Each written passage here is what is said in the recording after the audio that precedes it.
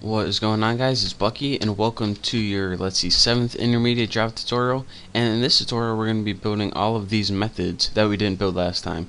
So let's go ahead and again, this is your main method right here. So you want to make sure you're outside and not inside your main method. And when you're outside, to add a little comment, print me method. I just like to add a little comment at the beginning of each of my methods, so then when I'm building a huge class with a bunch of methods, I can, find them easier. So private static void print me, and of course it takes a parameter of a list, which is string data, and I name all my lists L because I'm lazy. And now let's scroll down and let's actually get to building the method. So let's go ahead and make an enhanced for loop, and of course it's going to loop through the string b, and let me go ahead and type this and I'll explain it. L. So what this is doing is an enhanced for loop that's going to loop through the array of a list. Actually, it's going to loop through a list, and it's going to treat each element in that list as b temporarily. There we go.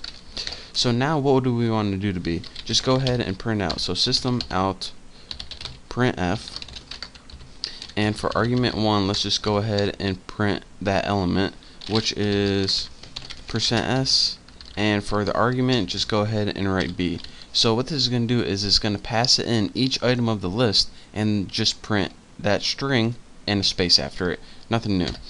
And then once you're done doing that whole thing, just do system out print line, just so we can keep everything titled up, and it doesn't look like, if you don't have this, every time you use this method it's going to look like it's on one big line. This, every time you use it, it's going to go to the next line. Easy enough. And don't forget your semicolon right there. So now we have a basic print method, just pretty much to go through the list and print it out. So now we can go ahead and build our other method, remove stuff. So let's go ahead, remove stuff method, right like that. So this is also private static void remove stuff, but this one takes a list, or not sting, that's embarrassing, string data, and we'll just name this list L temporarily because again I'm lazy, and put int from int to, because this is, you're going to pass it in a range of numbers. You pass it in the number from what you want to delete to what you want to delete, and I think we passed it in 2 to 5, so it's going to remove the elements from 2 to 5. See why I named it from and to? Easy enough. So let's go ahead and we'll get coding. So this is an easy one. It's only one line. What we want to do is take that list that we passed it in, and we want to get a sublist off it. And sublist is a built-in method from Java. It's actually from the util. So from into. And what this is going to do is it's going to return a portion of the list. It's going to return the portion 2 to 5 in this case. Now what do we want to do that portion? We want to clear it right here. And this is also a built-in method. So sublist and clear are built-in methods that you can use with LinkedList. And again, what it's going to do, you're going to give it a list. You're going to take a portion of that list and you're going to delete it. So easy enough. That's how you remove stuff. So we got one more error right here. It's reverse me, and it says alright, create method reverse me. Alright, you talked me into it. Easily influenced, I will. So let's put reverse me and put private static void reverse me. Good enough. And now again we passed in a list up here, so we got to pass it in a list down here. List string, just gonna name L because I'm lazy. Again, can't stress that enough. And what we're gonna be using to reverse is a list iterator, kind of like the last one.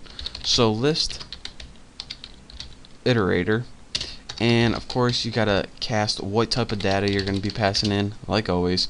And you can name your list iterator anything you want. I'm gonna name mine Bobby because he seems like he would be a good list iterator for me. So now you got to write what you want to iterate through. You want to iterate through that list you just passed in, which is L, and list iterator. And what you need to pass in here is a starting point of pretty much what you want to iterate through. Now we want to start at the very end and then print that out first, because this list is in reverse order. If we started at the beginning and printed out everything, then that would just be in normal order. So how do we get to the endpoint of a list? Well, we can go ahead and figure out how many elements are in here, and then go ahead and figure out the endpoint. So let's say it's 8 or something.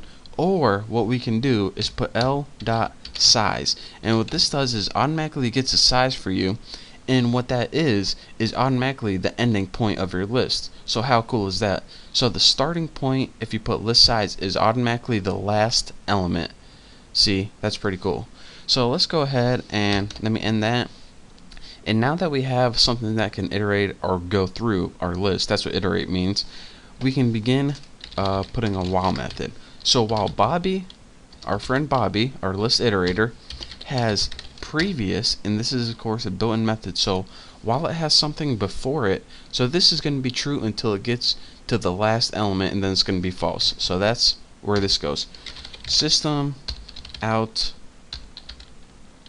printf, and for the format, just go ahead and put quotation string, just like, and remember we have to print it out this time because you see reverse me, there's no print me after it. We could have built it that way, but this is so much more exciting. Bobby dot previous, just like that. So what this is going to do one last time, it's going to loop through the entire list while it has something to loop through and print out the elements one by one. So let's go ahead and run this and we'll see if it works. So right here we got, here is our original list when we combine the two. Apple, noobs, ponage, bacon, goats, and that's our first one, and as you can see it added the second one to it. Sausage, bacon, goats, Harry Potter. So now we have this one huge list. After this we ran the method, let's see what we ran. Remove stuff 2 to 5. So it took the elements from 2 to 4 and removed it. So you see apple, noobs, and then ponage, bacon, goats, and sausage is the lead-in. And let's see, no, ponage, bacon, goats, and then you have sausage, bacon, goats, and Harry Potter left. So now here's our new and enhanced list with elements removed in it. So lastly, what we did is we took this list, which was our new list 1, and reversed it in right here with the reverse me method. So what this did is take this list and put Harry Potter, goats, bacon, sausage, noobs, apples. So that through the reverse me method we were able to reverse the elements. And that is pretty much the power of linked list and what you can do with it. Again, some different methods than the basic list or collection interface. So that's it for this tutorial. Thank you guys for watching. Don't forget to subscribe to my channel, and I'll see you next tutorial.